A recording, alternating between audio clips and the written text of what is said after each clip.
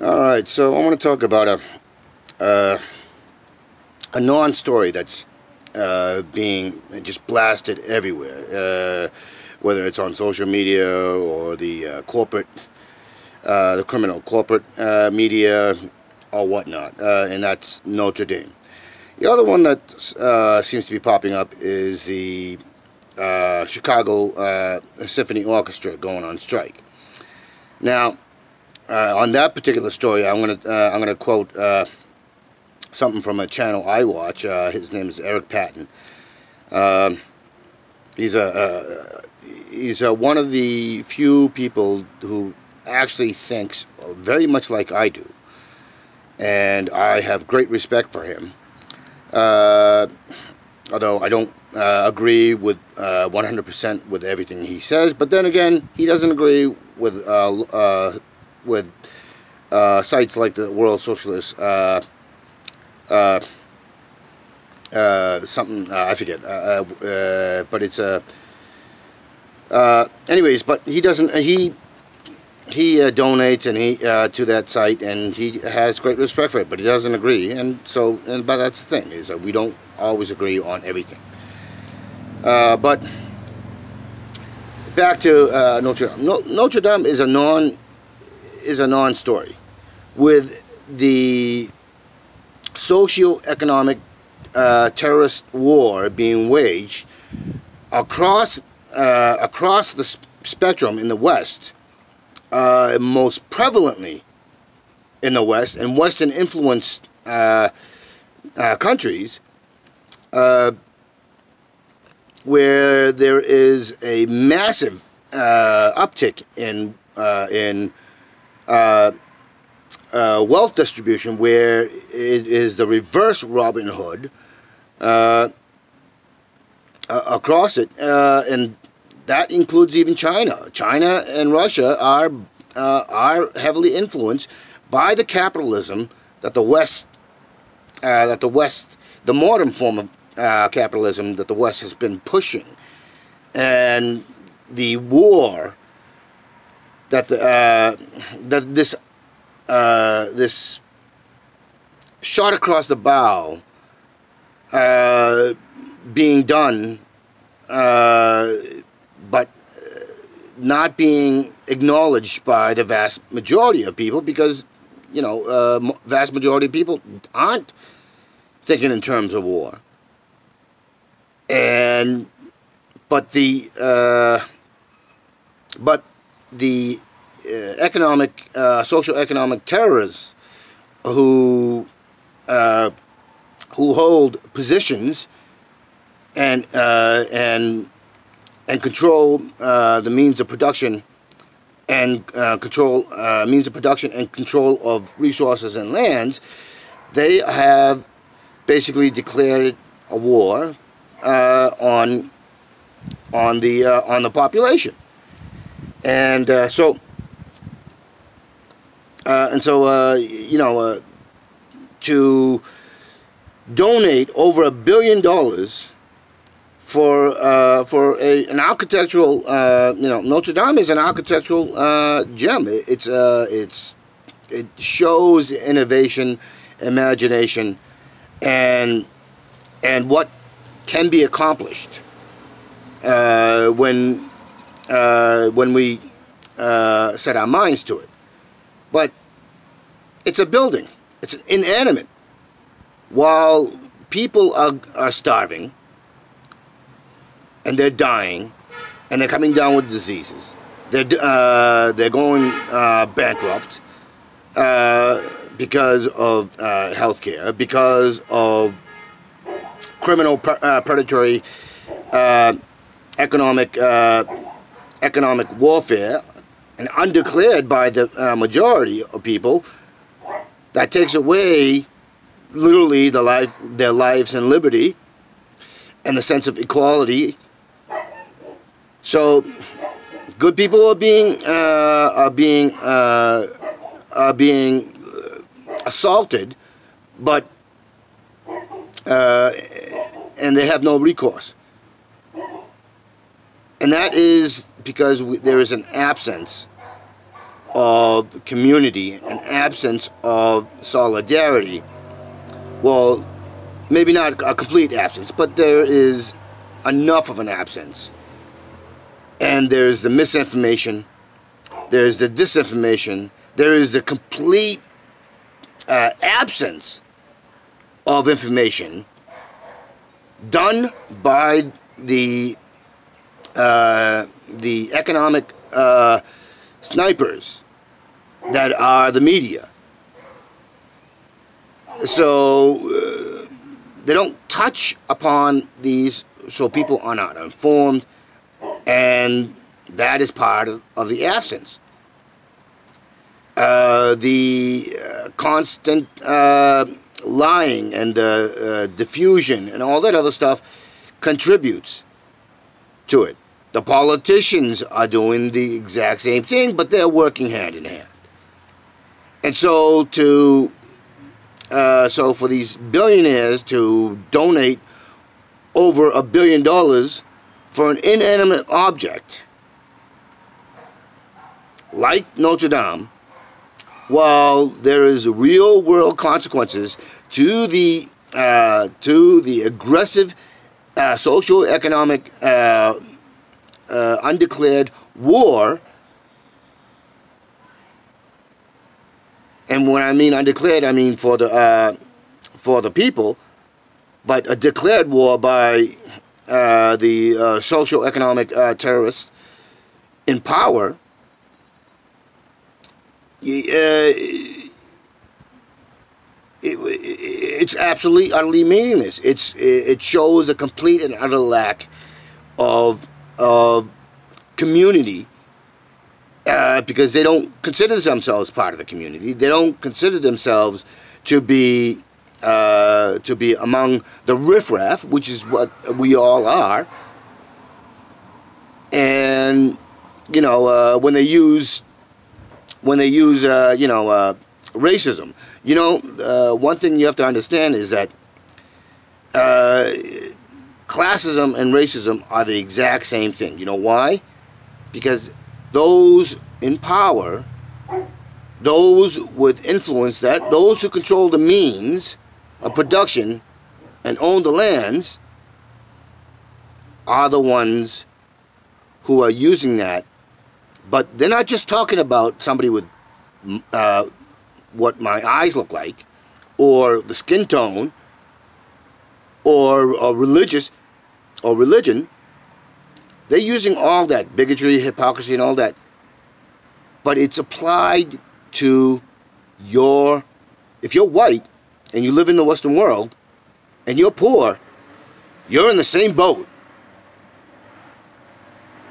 If you are not making a significantly high enough figure, such as 6 figures and higher, then you are part of that racism. Because class, in their eyes, is a form of race.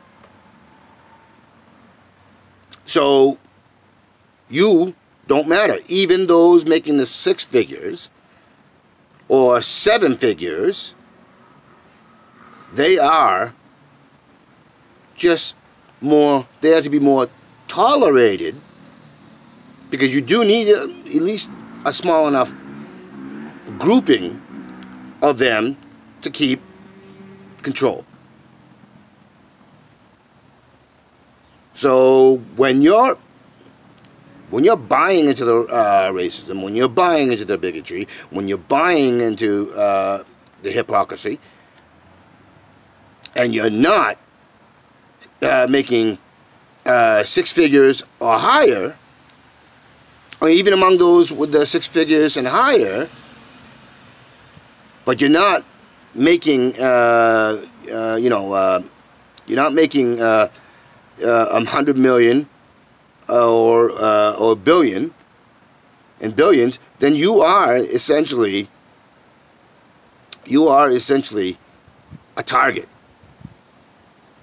and you are not in their class. Therefore, you're not in their race, and therefore you are subject to anything and everything that they want to do. And there is a complete absence of logic, reason, or rationale with them. They are a bunch of insane, petulant children. And they are dangerous children because they represent an imminent threat to your life, your lifestyle, to the very planet which is the home. The only true home. They are a threat to the trees, the animals, the insects. They are a threat to the very ecosystem because they are insane, because they are monstrously insane. I mean, going to the symphony orchestra, Eric Patton, and he's fairly well informed, and he's talking about he was making a point about how during the 2010-2011 NFL season, the Players Association was trying to get the support of the public so that they can make more money, get a better, fatter contract, and get more excessive stability for themselves. And the Chicago Symphony Orchestra players, musicians, are the same because they make Eric Patton. Now, I don't know to the validity, but Eric Patton says they make 6 figures. And so they're trying to get support while they don't actually support the teachers. They don't actually support the laborers at Marriott. They don't support the workers at you know, for the UEW, the teams. They don't do any of that.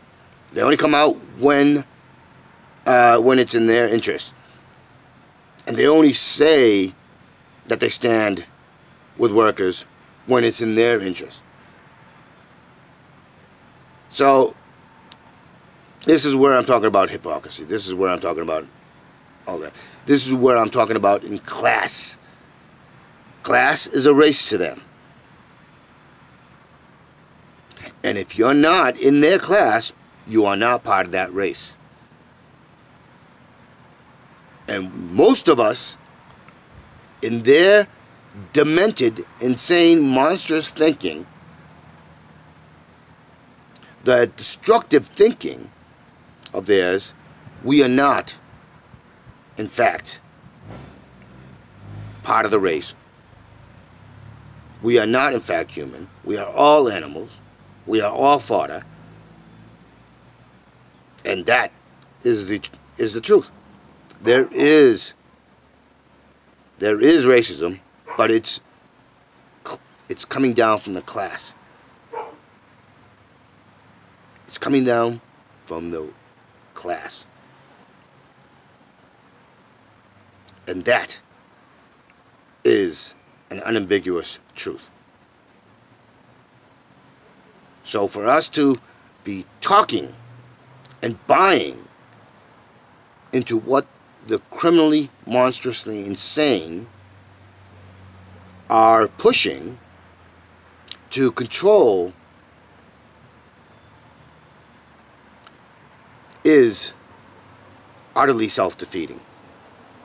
And we are attacking ourselves. But that doesn't mean there are not people who have not bought into it, who do not believe, who haven't bought into the whole spiel.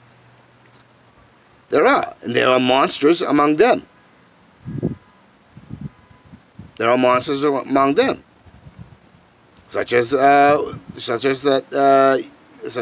monster that ran down people in Charlottesville, such as recently this monster who left voicemails with on several Democrats, Democratic politicians, threatening to kill them, using racial slurs and homophobic slurs and all sorts of other slurs. And he's a monster. No, I don't disagree with his dislike of Cory Booker. I personally can't stand Cory Booker. He is as bad as that as the monster that called him. Because, no, he's not as bad. He's worse than the monster who called him, because that monster doesn't have the impacts that harm millions as Cory Booker. But Cory Booker isn't the only one. There's Nancy Pelosi. There's Chuck Schumer. The vast majority of those of the Democratic officials are monsters. They're even more monstrous than this little imp that called and threatened to murder and kill them. I have a problem with him lumping in Ilhan Omar. I definitely have a problem with that. You know, personally, I don't. I could care less that he threatened to kill. Booker, because he's a monstrous. He is monstrously bad. Chuck Schumer, monstrously bad. Nancy Pelosi, monstrously bad. Joe Manchin, monstrously bad. I can't think. I don't know why I can never think of this woman, but she's from California. She's the one that stood in front of all these kids and basically talked down to them. And I can't think of her. I can't think of her name, but she's a monstrous person. But so isn't Trump. So isn't every single Republican. And even the ones at the left, the true lefties, come out with Rand Paul. He's a monster.